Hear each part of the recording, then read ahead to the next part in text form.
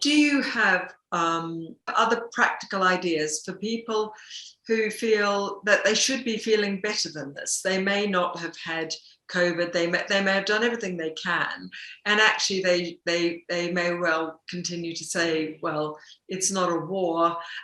We're all fine. But they wake up and they feel low. They don't seem to enjoy the things that they used to enjoy before. I think the first thing is that you feel what you feel.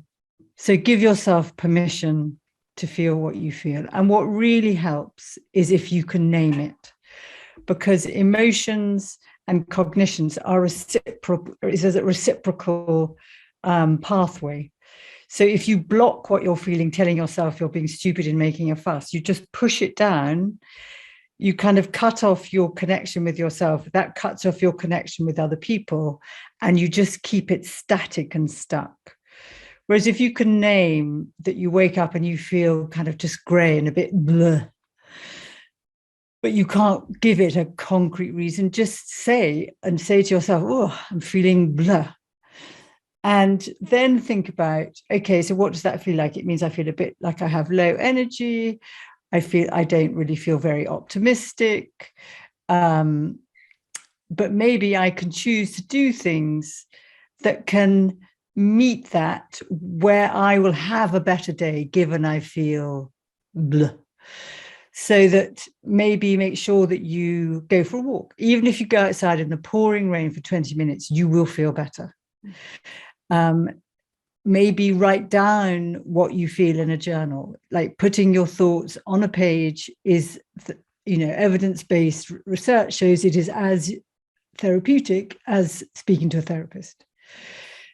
And then do something that intentionally gives you a little spark of pleasure or joy.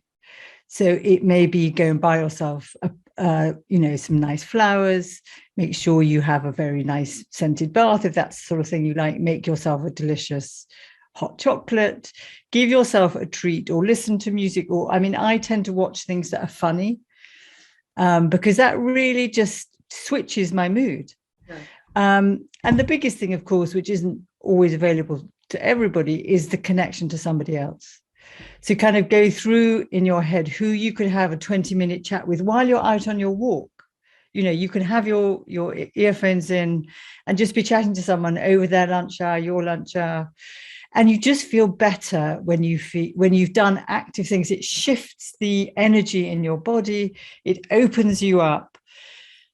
Whereas if you don't name it and you don't make a plan to do anything, you just kind of lower yourself and you sit and you don't get out of your pajamas, or you just put on a trackie and you drink lots of coffee and you just get lower and lower and lower.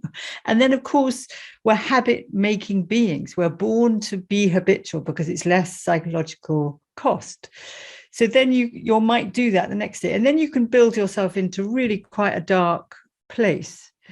So even doing what we know from research is doing even 5 minutes of a good habit of doing 5-minute meditation, 5-minute yoga with Adrienne on YouTube, 5 minutes of watching something funny shifts you and has a much bigger outcome than the time it takes. And I think when we're low, we often think, well, nothing is going to work. Nothing's going to make any difference.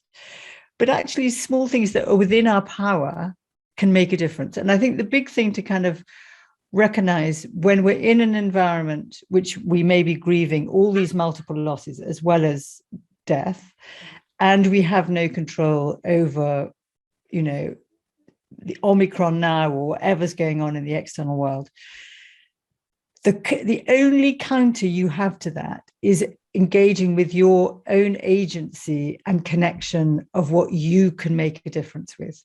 So the first arrow is the bad thing that happens. The second arrow is what you do with the bad that's happened to you. And if you double down on self-care, double down on connection with others, even if it's virtual, double down on giving yourself sparks of joy and movement and shifting, that will mean that you have more resilience, more robustness, and you will basically fare better.